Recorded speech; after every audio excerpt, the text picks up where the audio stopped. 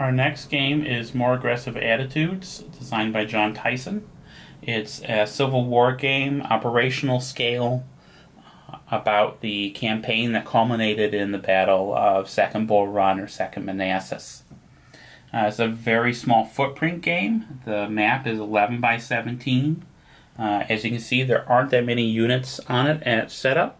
And in fact, here are all the reinforcements the Union is going to get and all the reinforcements the Confederates are going to get. So you don't actually have a whole lot of counters on the map. What I like about this game is that it really focuses on high-level decision-making and on an operational scale. So you have hexes that are 5 miles across and turns that represent a day. You don't have complete control over your units and what they can do.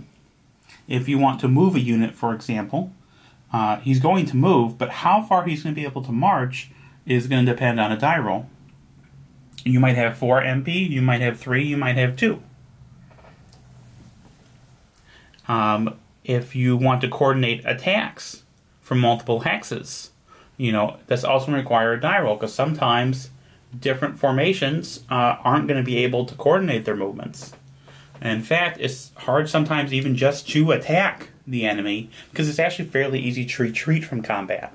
So there's kind of a cat and mouse feel to the game, as the Confederates are trying to get to certain locations and take out Union supply depots and attack Union units, while the Union is trying to stop them from doing all these things. And the Union is kind of hampered by certain rules to represent orders that they were given historically. So you have a lot of different things to struggle against and struggle with, and it creates a really crunchy experience. But one that's also kind of wide open. Because, as the Confederate player, I have these different goals. I can approach them how I want to approach them. And the Union player can decide how he wants to stop me from doing them. There's a lot more to the system than that, and I'll get into that on a future video. But I just want to give you a quick overview of kind of the really cool thing about this game, which is that you don't have that total control. So it gives you a really strong feel of making those kind of high-level decisions and hoping that your subordinates will carry them out, and sometimes they don't.